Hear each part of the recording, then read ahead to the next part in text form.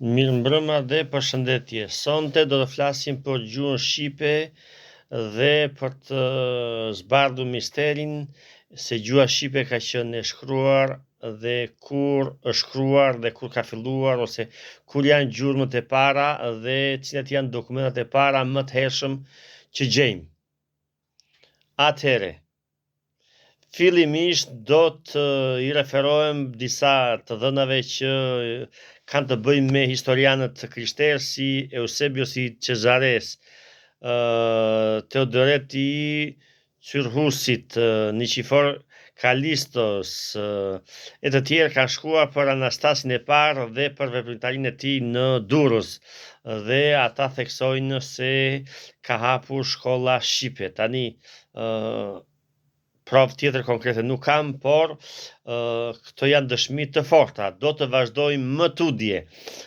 Kemi dëshmi nga Shënt Jeronimi në librin e tij Viris Illustribus, kapitulli 135, pra libri I tij është Bura të Shquar. Në kapitullin 135 thotë se flet për Nikitën, për një nga prifit më të njohur të lirisë, dhe flet për gjuhën shqipe, thotë që ka gjuhën e tyre, kanë alfabetin e tyre I lirët, pra edhe një herë, kanë gjuhën e tyre, kanë alfabetin e tyre, pra është fillimi I shekullit të 5, pra Shënt Jeronimi, edhe Anastasi është pra në shekullin e 5. Dhe tani do shkojmë me prova, çfarë provash konkrete kemi gjetur të hershme të shkruara. Pra unë dija që në Sinai kishte shqiptar që shkruanin në stilin e Shën Katerinës, shkruanin gjuhën shqipe, dhe aty kishte edhe mush të tjerë, dhe aty janë gjetur do shkrime, mbi shkrime të vjetra shqipe, dhe këto në gjende në Sinai, pra Sinai sot ndodhet në Egjipt, dhe ka dhe libra të tjerë në Lindjen e Mesme. Do t'ju jap një shembull që e kam gjetur dhe po ja tregoj edhe këtu në me të shtypur, dhe është formula e pagëzimit në gjuhën shqipe, formula më e vjetër që mund të jetë e shekullit 7-8, dhe këtu thotë farturei fatuar atë et biri e shpirtit të senit, pra e biri dhe e shpirtit të shenjtë. Pra kjo copza këtu është e shekullit 7 dhe 8 dhe gjendet në malin Sinai dhe nuk është një gjë e fshehur, pra është një gjë konkrete. Kemi një dokument tjetër të shkruar në shqip që është teksti I varrit të Elbasanit, kisha Shënmërisë në fshatin Shelbë pranë Elbasanit. T'ju tregoj kështu. Atëhere, t'ju tregoj dhe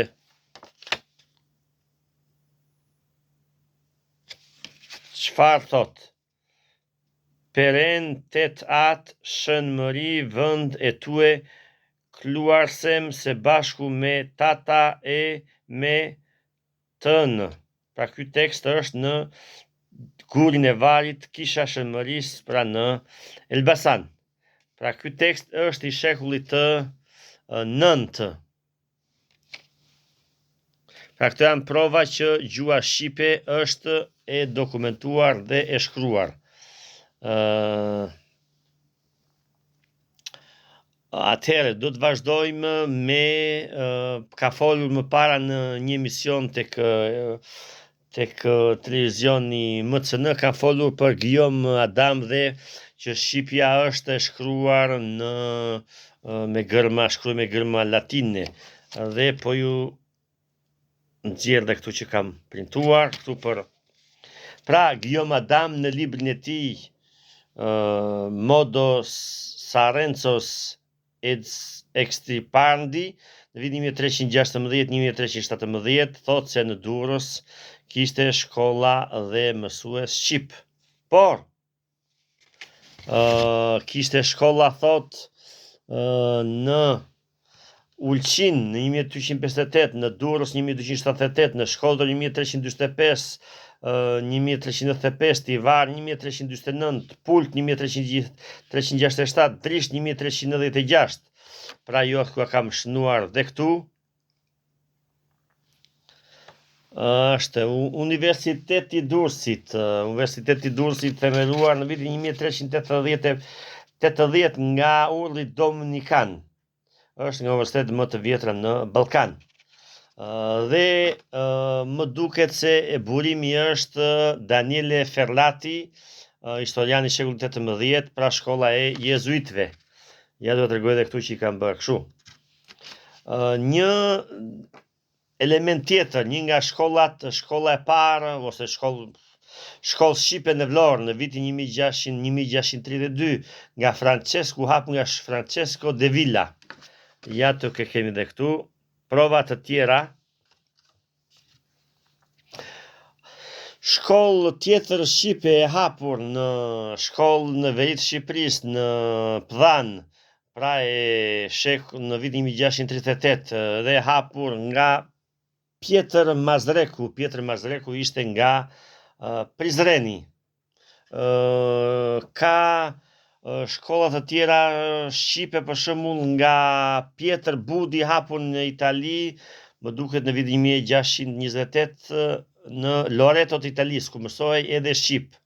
Pra hapi Pjetër Budi, hapi një seminar për prifrinjt dhe mësohej shqip. Ja do kam bërë dhe këtu me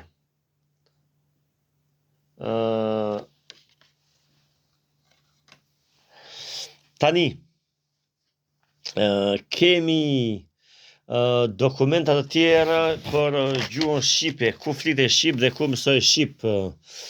Pra kemi dokumente të kishës ortodokse, të Komunitetit Ortodoks të Korfuzit, dhe aty kemi shkolla shqipe në vitin 1752 në Korfuz. Ashtu, tani vazhdojmë më tudje.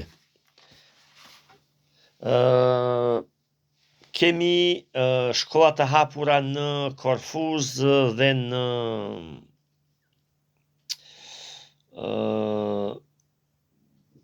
në Zachin tho, pra në kohën kur Kapodistria ishte pra administrator i efta nisjave ose 7 ushqive të Jonit. Kush e shkruan këtë? Pra këtë përmend historianë si Peter Barti, Stavros Skëndi, Apostol Koçateas, dhe këta tregojnë edhe më shumë për marrëdhëniet e Kapodistrit me Naum Veçilharxhin dhe me Crispin në Itali, pra janë njohur në Itali.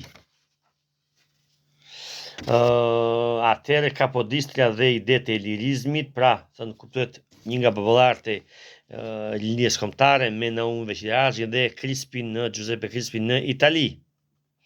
Dhe është një libër i Stavros Skëndi, shkruan The Albanian National Awakening. Ja tu e keni dhe këtë për kush do të, se nuk e njohin shumë Kapodistria në Shqipëri dhe rolin e tij.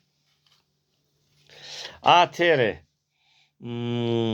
Peter Barti, The Albanian National Awakening, dhe Stavros Skëndi, Kapodistria dhe shqiptarët. Pra për Kapodistrian që nuk e din fare që është apo qa është shqiptar apo çfarë është. Dhe i çojmë selam partisë, pra partia ta marrë vesh këto, po i them me modesti, këto janë zbulime shumë të rëndësishme për shqiptarët dhe për Shqipërinë. Pra ju ka dhënë disa detaje, pra që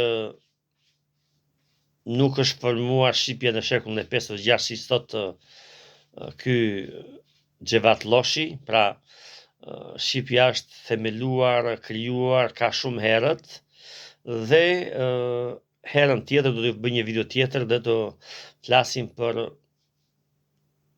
kalojmë më vonë, pra vitet 3000, 4000 vjet më herët, dhe do gjejmë lidhjet e Shqipjes e të tjera, por sot i themi partisë edhe popullit ta marrë vesh që gjua juaj Pra nuk ju po ju bëj me pasaport evropiane, po ju bëj me dokumenta dhe me dije. Pra këto keni marrë sot dije të rëndësishme dhe mos rini më si Mirana si gjynaqar dhe mos gjoni më Xhevat Lloshin dhe të tjerë.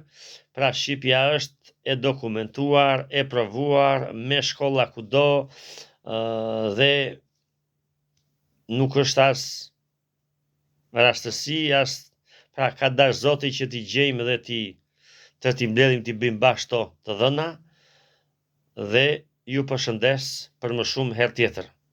Faleminderit.